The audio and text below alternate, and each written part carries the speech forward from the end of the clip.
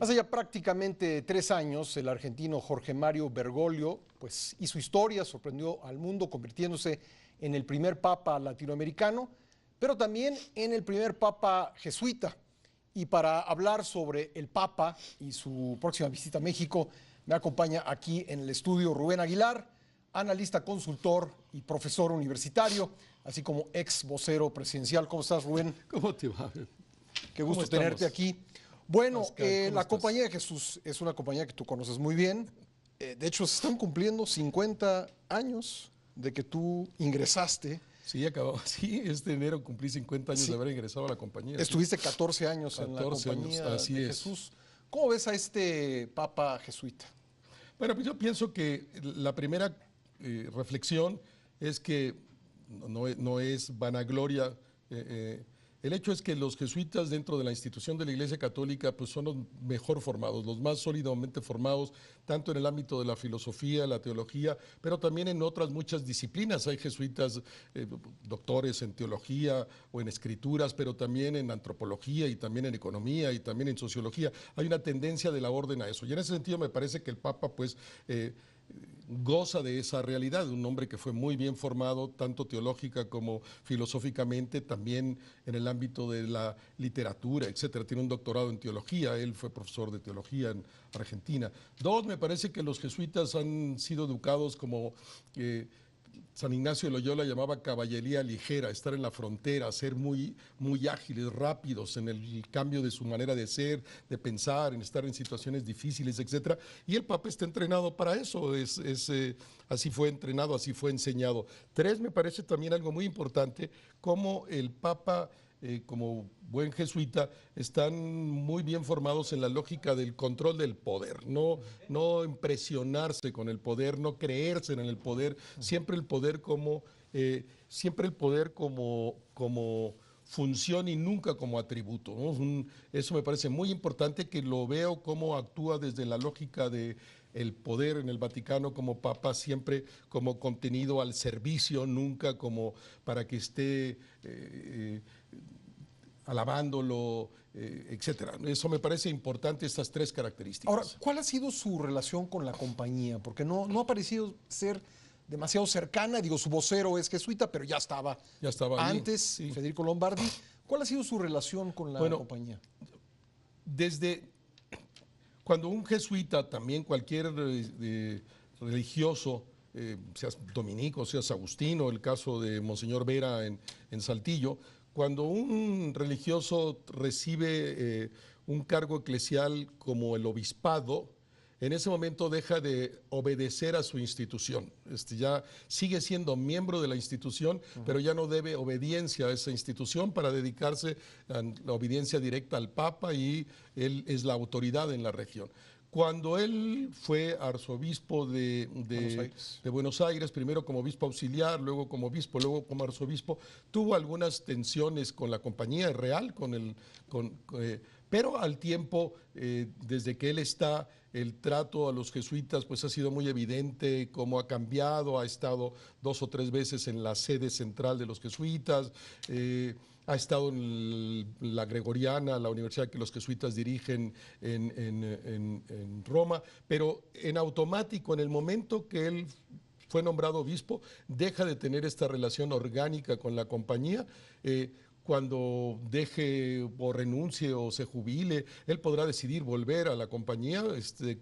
Está en muchos casos, Giancarlo Marini, el gran cardenal de Milán, muy reconocido por aquel diálogo sobre en qué creen los que no creen. Él, después de dejar el cardenalato, volvió a vivir en una casa de la compañía en Italia. Pero digamos que cuando fue arzobispo hubo alguna tensión con el general de los jesuitas. Bueno, el Papa Francisco y los jesuitas mexicanos, él en este ejercicio que hizo Notimex el otro día, en el que el Papa respondía preguntas de fieles mexicanos, dio a conocer algo que por lo menos yo no lo sabía, creo que mucha gente no lo sabía. Dijo: yo he estado 3 veces en México. La primera, en el año 70, fui a una reunión de jesuitas en México. Era un tiempo particular aquel, tú debes recordarlo bien. Cuéntanos un poco ¿Cómo era ese momento? Bueno, fue después de que terminó, sí, un momento muy especial para la compañía y para la iglesia toda.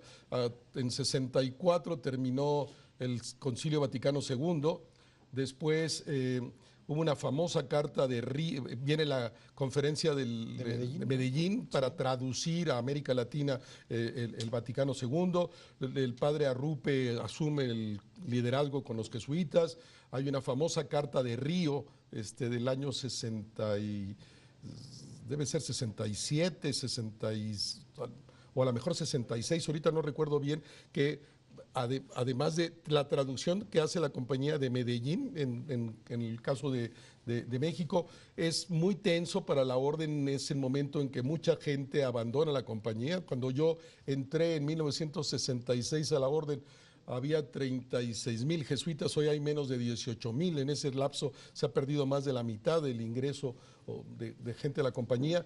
Eran momentos de ajuste, de ubicar a la compañía en la región toda, en la lógica de Medellín, de la reunión de la conferencia episcopal, en la lógica del Vaticano, remover muchas cosas que se habían quedado atrás y pues implicó confrontación con el poder civil también por esta nueva conciencia. Los jesuitas en México cierran el Colegio Patria, nos vamos a los barrios, yo vivo en casas de cartón con otros compañeros en el proyecto Ajusco que sustituyó al Colegio Patria en aquel momento, ir a los Otros pobres, se van a Neza, buscar, ¿no? Otros se van a Netza, otros se van a las regiones de Chiapas, de la Tarahumara que ya existían, pero fue una reunión de jesuitas a la que él viene todavía, él como, no me acuerdo si en ese momento todavía como provincial, eso no me acuerdo, porque él fue provincial de la provincia de Argentina. ¿Tú recuerdas esta visita? No me acuerdo, fíjate, 66, 67. Él habló de 70. Yo tenía 5 años en la compañía para ese momento. Bueno, ahora, es un momento también en que algunos jesuitas se ven pues involucrados en las tensiones políticas de ese momento, ¿no? Sí, yo en México hubo algunos jesuitas que participaron en el movimiento 68 porque estudiaban en la UNAM y se involucraron en el movimiento. La propia Ibero participó en general en el movimiento del 68 y asistían alumnos al Consejo Nacional de Huelga, el CNH, y eso no gustaba al gobierno. De hecho, el provincial fue llamado por la presidencia de la República. En aquel momento el provincial Enrique Martín del Campo fue llamado a Los Pinos como un cierto reclamo por esa participación.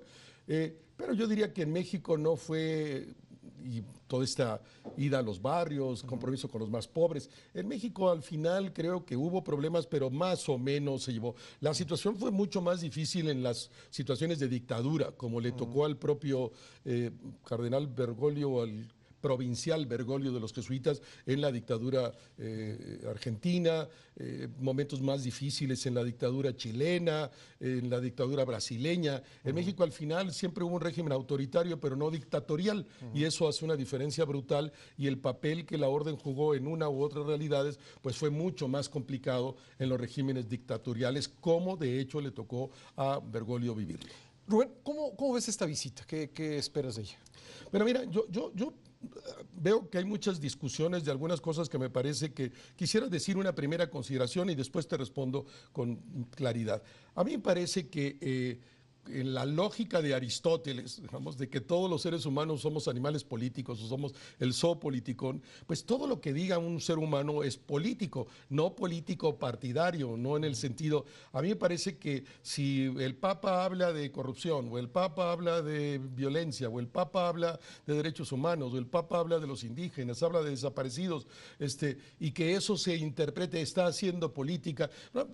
Está bien, si entendemos que política es todo lo que los hombres y los seres humanos, los hombres y las mujeres hacemos, decimos, bueno, yo diría que está haciendo política. No pienso que vaya a ser política partidaria en el sentido de decir, ahora se va a poner a criticar a este gobierno, porque como algunos quieren, no es su papel, no es un provinciano como algunos, me parece, analistas mexicanos o ciertos sectores quieren que el Papa se refiere solo a la Iglesia mexicana. No, desde México va a hacer referencia a México, pero va a hablar a la Iglesia Universal, que son 1,100 millones de creyentes. ¿Qué es lo que yo esperaría?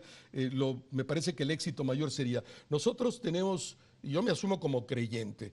Tenemos una conferencia episcopal extraordinariamente conservadora y diría que poco ilustrada. También nuestros 170 obispos, nuestras 94 diócesis. Entonces, me parece que lo más importante, el efecto más importante podría ser que el Papa realmente influya en nuestros obispos, que los obispos se sientan llamados a abrirse, a tener una posición mucho más de diálogo con el mundo, mucho más cercana a la gente, mucho menos conservadora y tradicional y mucho más dispuesta a cambiar como lo hace el Papa, y que en este sentido a la Iglesia o los jerárquica, al verse motivado por esta manera de ser, de pensar, de decir del Papa, pues influya después en sus cleros, en las diócesis, y eso a su vez afecte a la ciudadanía. Eso me parece que sería el mayor logro del Papa, y eso podría influir en la cultura mexicana, en la manera de entender ciertas cosas,